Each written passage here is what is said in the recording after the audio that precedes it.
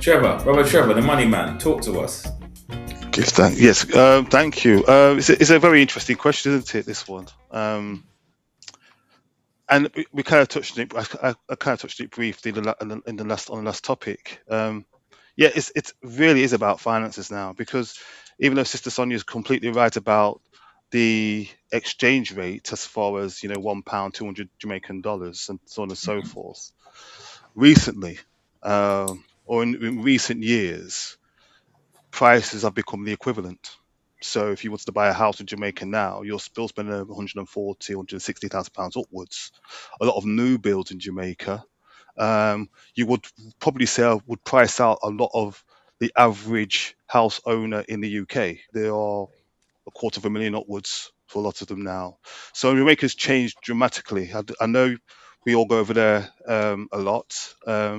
I've seen a lot more Porsche dealerships and Audi dealerships and all these things that spring up around the island. Teslas are driving around the island and so on and so forth. And the reason why I say that is to have that, you need to have the infrastructure. You need to have the money coming in, but it's coming in a certain way. Um, as you know, a lot of the island is um, I wouldn't say overtaken.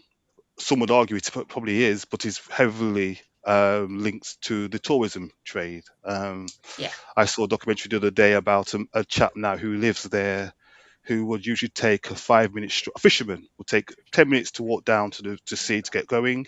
He now has to do 11 kilometer diversion because a hotel's been built in front of his usual walk. So even though property and investment opportunities are rife in Jamaica. There are some beautiful, amazing things being constructed. In Kingston, I saw the other day some um, oceanfront apartments. You know, the things that Yes. yeah, okay, Jamaica is you're going Sounds somewhere in like Jamaica. paradise. Yes, but Yeah, it then is. you look a £1 million price tag. So you see, these things are happening, but Mm, it's where the price it's where they're putting the price points. Mm. They are building a lot of developments. My partner's mother lives on a nice development just outside Ochi, and there's a lot of them springing up. But again, on those you're probably looking more between 180 upwards for those as well. Mm. So I know we'll come onto this point hopefully in the future, but with our journey over to these islands, and you could argue the course that was set for us and so on and so forth, income is an issue. Savings is an issue because of life costs and so on and so forth. So that investment side for many would be very tricky. And then Yeah. for those who do have, unfortunately, I know too many people from the Caribbean who don't want to go back home. I know too Yeah. many who wouldn't even consider that option. Now I know this part of what we're doing here is to try and not won't say convince, but put forward arguments and um, clear rationale around why a lot of those feelings are not so much false, but maybe misplaced. And with more insight, you would see that there are better options and there's options out there. But so much has gone on within our community over the years. So much trauma we've endured that yes, of course going back and investing would be great, but we've got a lot of work to do before we get there. But it is possible. But increasingly you would say the locals are being priced out of the market, and that's where we would Yeah. struggle to really get involved unless you want to go high up into the hills, which again is beautiful, but it comes with its own, I wouldn't say, or back to what we spoke about before about safety. You need to, if you're going up into the hills to live, you need to know where you're going Yeah. because, mhm. but that will be the same anywhere. I don't want to blow it out of proportion, but you need to know where you're going. But again, you drive up in the hills in Jamaica, you'll see beautiful plots being built for family who are going back home and building next to grandma's house or whatever and so on and so forth because they've got roots there. So there are other options, and obviously those prices will be cheaper. But what's happening is the builders now are cottoning on to this. So when you go over there from the UK or from any other island, there will be an inflation, a slight increase put on prices, Mm. um, provided Mm. that you get somebody who you can trust.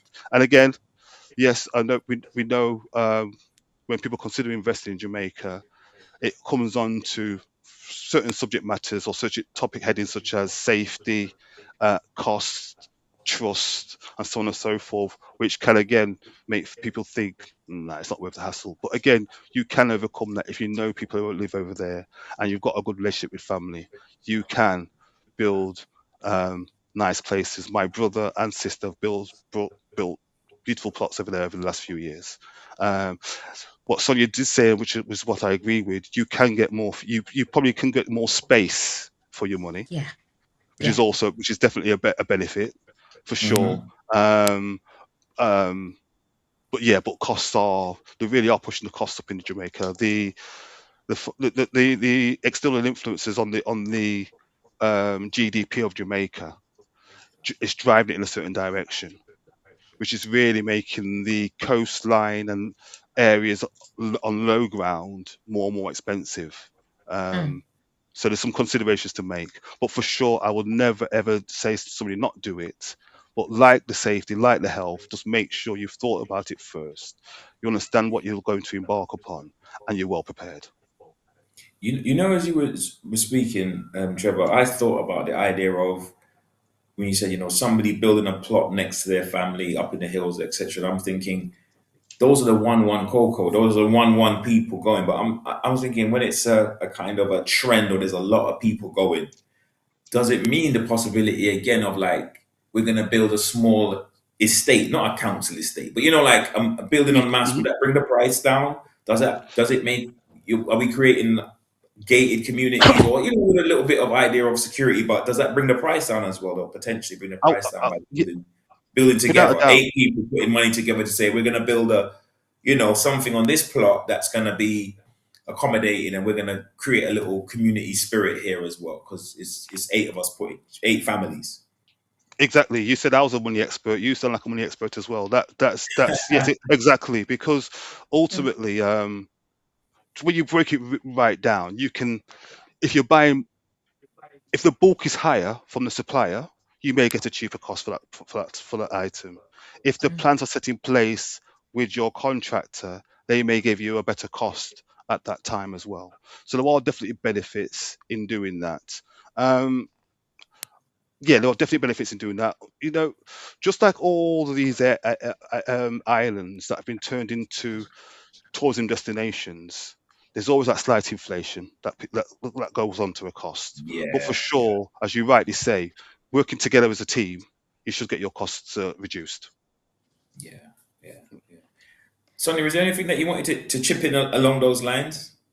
Yeah, what you said was perfect because actually, a part of my family did that in Ocho Rios. They've got a gated community, and they bought land and built some houses there. So, and they was very much a call to action for others to follow them from my family. So, yeah, I think that's a splendid idea. And if I could just add, and that would be a perfect scenario for others to follow because you've got those who have done it already and are there, so they could help with the plans, finding the suppliers and the builders. So that would definitely strengthen a move in that case. Hmm. Yeah, yeah, yeah. We're fleshing out something. I can see the vision is growing. It's growing Mhm. already. We're growing already, and we would really encourage people who watch this recording to leave a comment to actually interact because we do want to know what your thoughts and your feelings and your perspective is on the given subjects as well and what we've discussed. I was going to ask about moving on to look at culture and adapting to lifestyle, climatizing into the pace of the environment. Uh, I think that will be a huge aspect, a very, very huge aspect, not to be undermined or taken lightly, because of differences. If you're acclimatized to the UK lifestyle, uh, it's just different. It is just you're entering a new environment. You got roots there. There's a connection there. But how do you expectations? How will you be received? Our imagination of how we think we might be received, or yeah, there's a lot to unpack there. And Sonia, I know you visit regular, as Trevor does too, but I know you visit regular. I just wanted to get you to start this section off. Yeah, well, I used to. I haven't visited Jamaica for a while now, but I used to visit there, and I did some work on behalf of local authorities in the UK over there. So the pace is slower, and you really have to change your mindset. Otherwise, you'll get caught up with coming across as unkind because you're used to systems flowing more in the West than what you'll see in the Caribbean. And at times it can be quite frustrating, and you have to actually say to yourself, bring it back to self. Like, hang on a minute, I'm going too fast. I need to climatize. And actually, it's a good thing that it's a slower pace in terms of the infrastructure over there. Um, I think climatize, I mean, you can take that in so many different ways. So it's climatize in terms of the culture, the working culture, climatization in terms of the weather as well. But I That shouldn't be a absolutely, problem. That should be the least. we're, well, you we're built say for the that, but sunshine. We're built for the sunshine. well, you say that, Hugh, but not everyone is actually. So and also there's different tides of the weather, isn't there? And you can have hurricane season, and that could be very difficult for you to navigate because it's not something that you're used to wherever you live in the West. So there's climatization in so many different ways.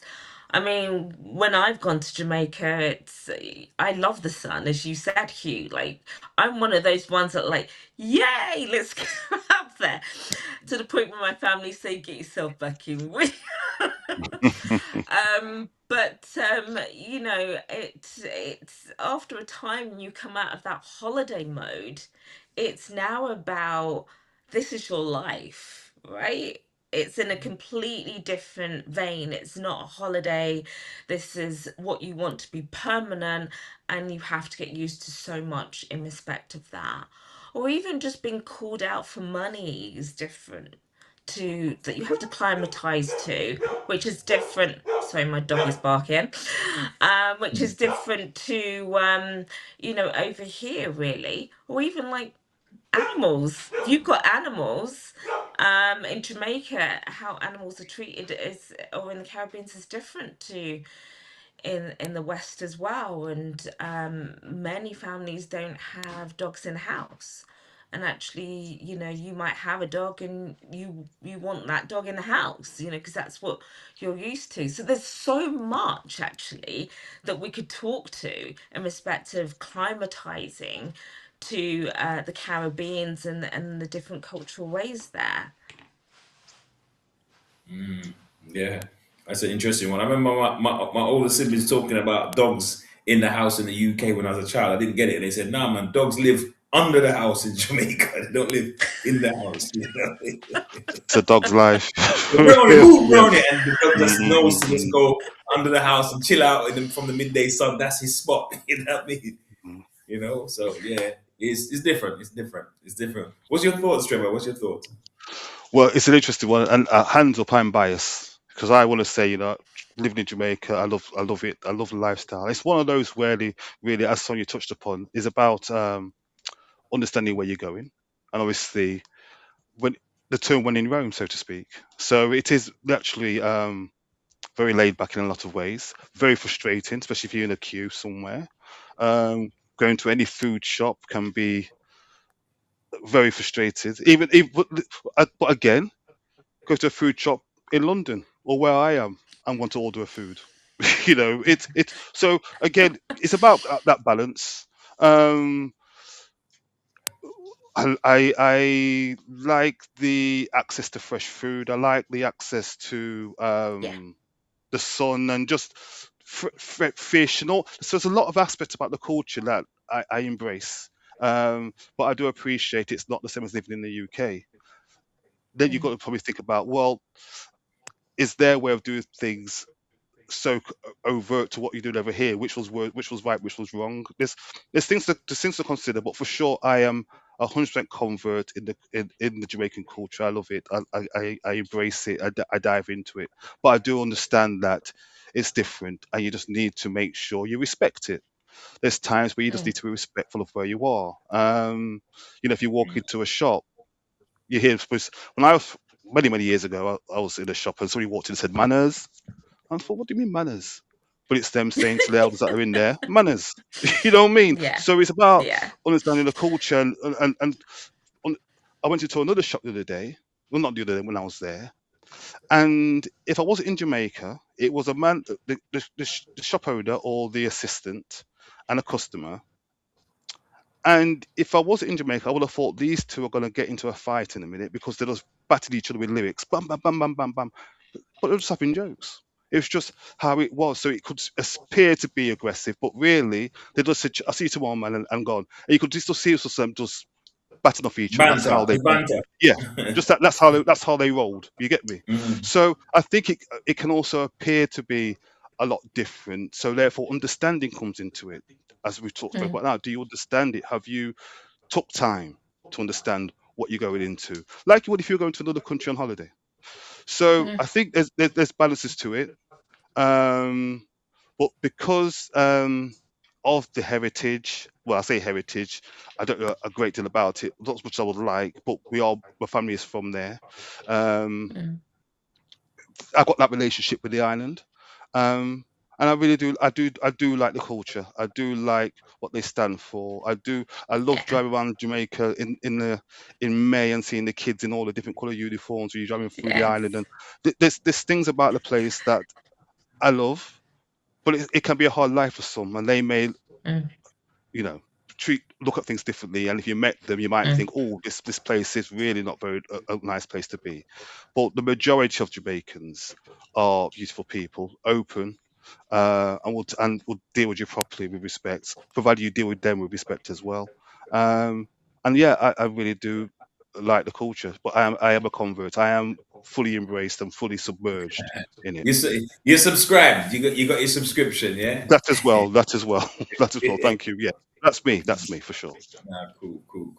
Well, it's been really interesting having the dialogue with you both, but we're kind of winding down and just wanted to get your takeaways, or takeaway reflections as before we close out. And ladies before gents, I'll go to you, Sonia. Last sort of takeaway points. So I think for me, in terms of summarizing everything we've talked about in terms of health and safety, investment, climatization, would be checks and balances. Make sure you've done your research. Make sure that you have your ecosystem, your friends and your family are on board with what you're doing and supporting you because no one's an island, and ensure that you climatize to a different way of living, and ensure that you are mentally prepared and emotionally prepared for this, and also with your partner. If there's problems in your relationship currently and you're moving to another country, that could be highly problematic. So everything needs to be in place, and checks and balances. Okay, perfect. Brother Trevor. Thank you, Hugh. And thank you again. I've really enjoyed this. So I would say on health and safety. For health, I think it costs basically. So if you're going to go over there and you need healthcare, there's a cost that comes along with that. So income or savings will be a factor, and I think that also has an impact on those who come back to the island, back to England, sorry, for care, is because of the costs incurred. And you can imagine if they're Mm. paying for flights, you can imagine but they're still coming. Yeah, They are yeah, still, yeah. you can wait up like that. And with safety, I think wherever you go, you have to be careful. You have to have your wits Yes. about you. You know, I grew up in the church, but I did have a few years of what you would probably call on the streets, so to speak, that street life. And in a sense, I'm glad I had that. I was fortunate because growing up in the church, I had a certain way of looking at the world. So when I did end up do those years just trying to find myself, I had some sort of balance. So I didn't delve into it deeply, but I witnessed it. But what the point I'm trying to make is you get those street smarts. You have those wits Yeah. about you, and you just need that wherever you go. You need your street smarts and use them and trust them. If you've relied on them before, trust them. When it comes to investment and so on and so forth, just be aware that now a lot of prices will be the equivalent of what you'll be spending in the UK, unfortunately. So many years ago, where you could make a significant difference in what you spent and what you got for your earnings, your money, a lot of that has changed now, in many areas, and the knock-on effect of that is the local builders' prices are creeping up as well as an impact, because I know people can't buy maybe on the lower land, and they're coming up to buy, so we can knock them for a bit more money. So be aware of that. And acclimatizing, I think, do your research. Do your research. Know where you're going, and when you get there, embrace it. Embrace it. Be part Yeah. of it. But keep your street smarts. Look after yourself as far as health is concerned, as safety is concerned, and look after your health. So it's all of those things. If you think about all of those and have those in place and understand each, the nuances of each of the things we spoke about today, I think you'll have a good basis of actually going to Jamaica if you've gone through all of that checklist. Obviously, there'll be Yeah. subsections to each of those checklists, but they're reasonably good places to start if you really think about going back to Jamaica to live. So I think there's a lot more to talk about. I think we've probably only tipped on the tip of some of the subject matters, really, but we've Yes. given a good overview of them still. Yeah. So yeah, there's more to come. So thank you, Hugh, and thank you, Sonia. Yeah. Pleasure Thank you. speaking to you both on this subject. Last thing I would say to close out, because I don't think I can cover, you've covered all the bases, but I'd say that if African Caribbean people came to the UK from different islands so many years ago to a cold place without any contacts and without any, know-how, Mm. and they literally came here with some of them with just their grip, their suitcases, and they made it Mm, work. Then going back home, where we've got roots, we've got connections in the different islands, and we've got the internet after all. mm, I'm sure mm. that we can do it. We're resilient people, so it is possible. Yeah, so it's impossible. It is very possible. I look forward to speaking to you both again soon, and you, the viewers, I hope to see you soon. Remember to like, share, subscribe on X or Facebook or Twitter, wherever the button is, and we'll see you next time.